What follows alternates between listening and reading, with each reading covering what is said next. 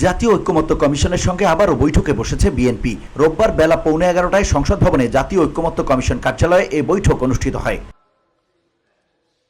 জাতীয় ঐক্যমত্য কমিশনের ভাইস চেয়ারম্যান, সংবিধান সংস্কার কমিশনের প্রধান অধ্যাপক আলী রিয়াজের সভাপতিত্বে বৈঠকে অংশ নিয়েছেন কমিশনের সদস্য বদিউল আলম মজুমদার, ইফতেখারুজ্জামান, সাফররাজ হোসেন এবং প্রধান উপদেষ্টার বিশেষ সহকারী মনির হায়দার।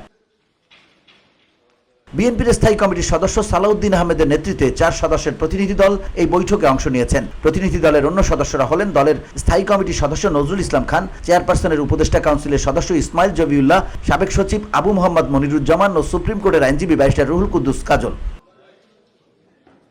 নির্বাহী বিভাগ সংস্কার কমিশন, দুর্নীতি দমন সংস্কার কমিশন ও নির্বাচন কমিশন সংস্কার কমিশনের প্রতিবেদন নিয়ে আজকের দিনব্যাপী বৈঠকে বিএনপির পক্ষ থেকে আলোচনা করা হবে বলে বিএনপির সূত্রে জানা গেছে।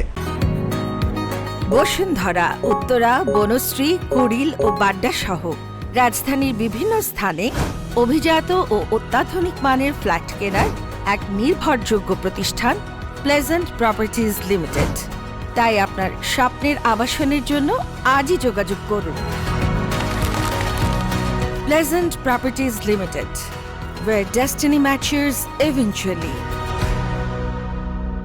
সবশেষ গেল বৃহস্পতিবার বিএনপি ঐক্যমত্য কমিশনের সঙ্গে বৈঠকে বসেছিল। 5টি সংস্কার কমিশনের সুপারিশগুলো জমা দেওয়ার পর প্রধান উপদেষ্টা অধ্যাপক ডক্টর মোহাম্মদ ইউনূস তার নেতৃত্বে জাতীয় ঐক্যমত্য কমিশন গঠন করেন। গত 15 ফেব্রুয়ারি বেইলি রোডে ফরেন সার্ভিস একাডেমিতে রাজনৈতিক দলের সঙ্গে কমিশনের প্রথম বৈঠক অনুষ্ঠিত হয়। এরপর 20 মার্চ থেকে সংসদ ভবনের রেডি হলে আলী রিয়াজের নেতৃত্বে কমিশন আলাদা আলাদাভাবে রাজনৈতিক দলগুলোর সঙ্গে বৈঠক করছে।